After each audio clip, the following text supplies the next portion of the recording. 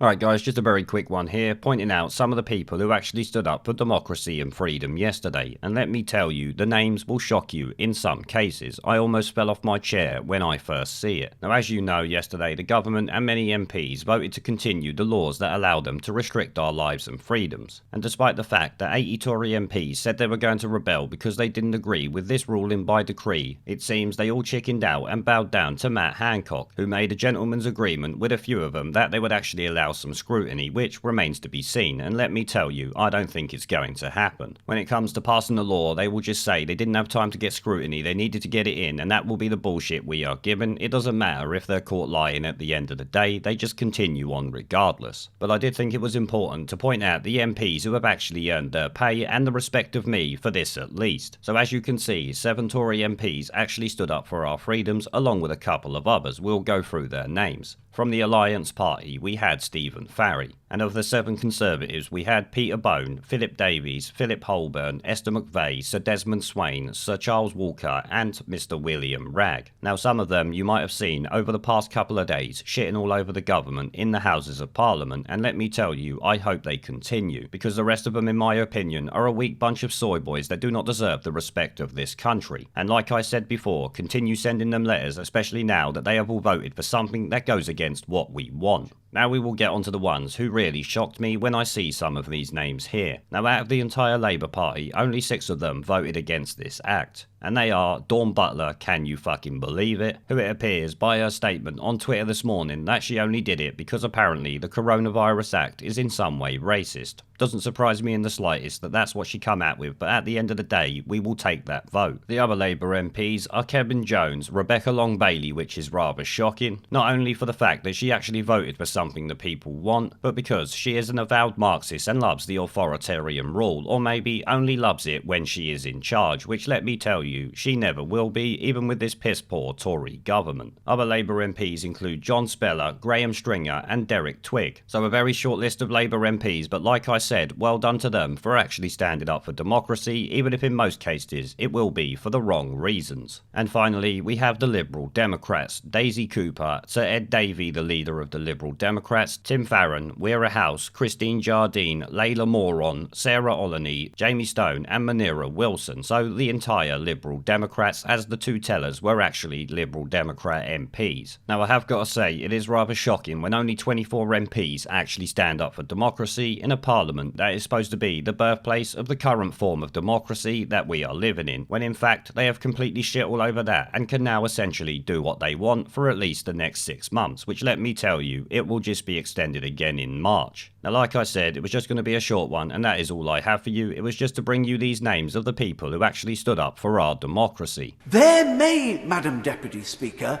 be a virus one day that threatens our very way of life. But this isn't it, even if we're behaving as if it were. There is a pattern consistent throughout history of oppressed people turning on the oppressors, slaves against their owners, the peasantry against the feudal barons, colonies, Mr. Verhofstadt, against their empires, and that is why Britain is leaving.